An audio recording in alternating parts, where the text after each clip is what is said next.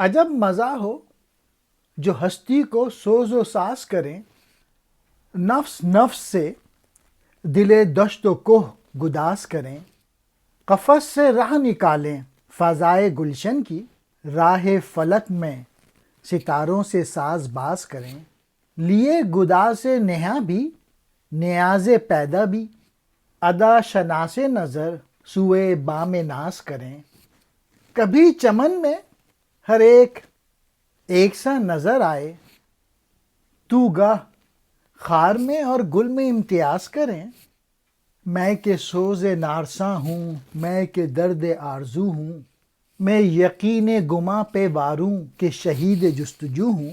آدم جنت سے نکل کے کہتا ہے ساری زندگی کو سوز و ساز بنا لینا کتنا اچھا ہے، پہاڑ اور میدان اور جنگل کا دل ایک لمحے میں پگھلا دینا، نرم کر دینا کتنا اچھا ہے۔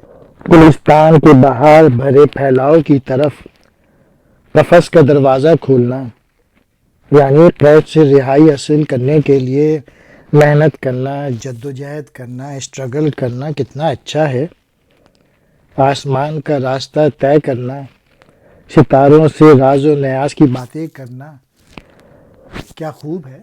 چھپے ہوئے گداز کے ساتھ، کھلی ہوئی بندگی کے ساتھ، بے نیازی کی بارگاہ میں ایک ادا شناس نگاہ کرنا، کبھی باغ کے رنگا رنگ ہجوم میں سوائے وحدت کے اور کچھ نہ دیکھنا، کبھی چبھنے والے کانٹے کو نرم پھول سے الگ جاننا۔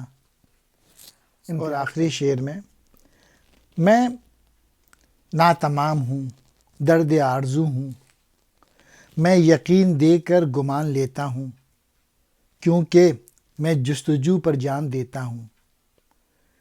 یہاں یقین سے انسانی ذہنیت کی وہ ابتدائی حالت مراد ہے جب اس میں جستجو کا مادہ پیدا نہیں ہوا تھا۔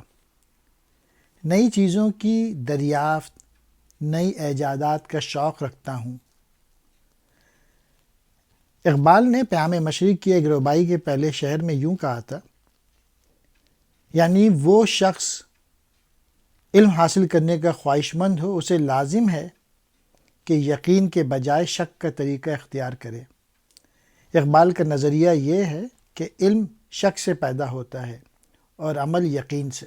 سوز و ساز کے معنی ہیں کسی شدید جذبہ، مثلاً رنج یا محبت سے مغلوب ہو جانا۔ عاشقانہ زندگی بھی کہہ سکتے ہیں۔ گداز نہاں چھپی ہوئی آرزو۔